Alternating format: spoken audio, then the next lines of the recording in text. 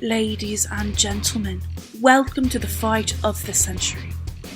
The battle of ideology and control of the world that you have been waiting for, the Cold War. Sponsored by your friendly neighbourhood capitalism and communism. Tensions have only been mounting since the last time we saw these foes meet up at the Yalta Conference. There they agreed to have this fight, and since then an Iron Curtain has been drawn in Europe, separating the East from the West, the free from the suppressed.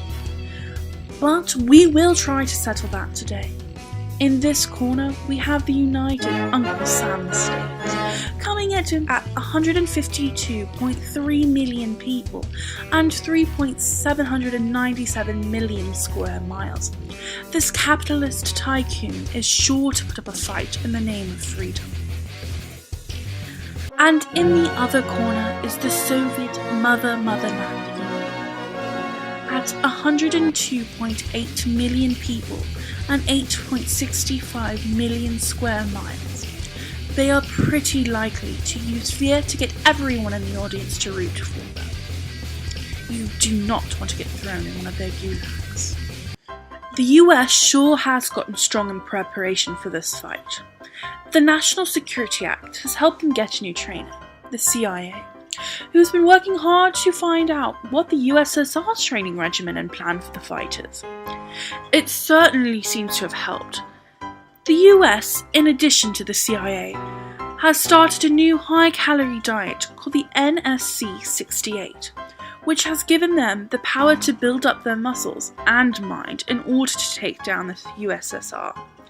These have certainly helped to make the US a worthy opponent. Now look at that! America has implemented its first plan to take down the USSR. Through the Truman Doctrine's guidance, it's committing to containment. America seems to believe it can defeat the USSR as long as it can keep it in one corner of the ring and prevent it from gaining control of the rest of it. Only time will tell if this will work, but America sure seems confident. Wow, get that on camera, Jim. America seems to have enlisted backup, and now other fighters are entering the ring. From what I'm being told, America helped these fighters get strong after some tough fights against fascism and eugenics, and that has made them very loyal to this superpower. They seem to have entered an alliance called NATO,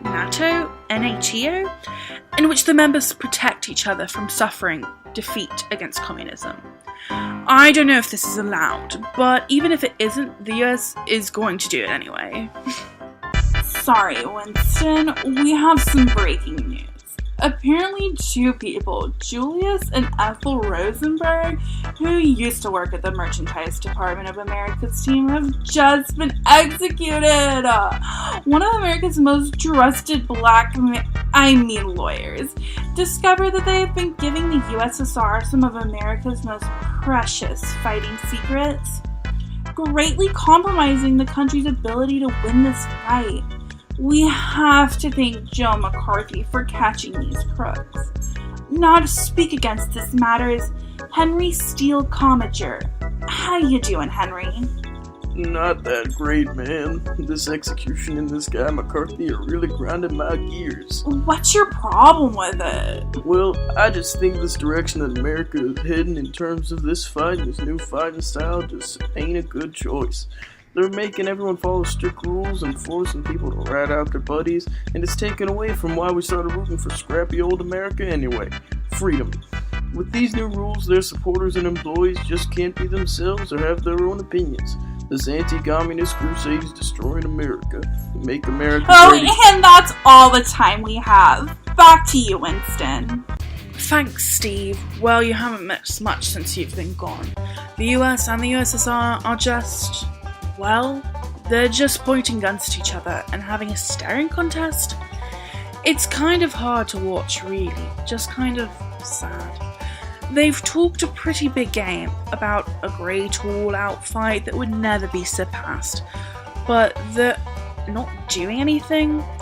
They've been like this for 3 hours now, just staring at each other and throwing a few threats back and forth. We'll keep you posted, I guess.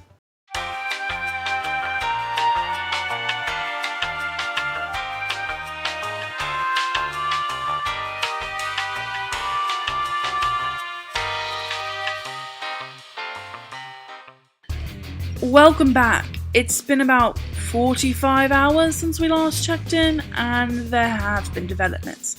The USR's kids of sorts, Ukraine, Poland, and Lithuania, seem to have rushed in the ring and are pulling them in every direction. The USSR is trying really hard to stay in this fight, but these kids just won't calm down. I see sweat starting to run down the USSR's face. How long will they last? This might be it, folks.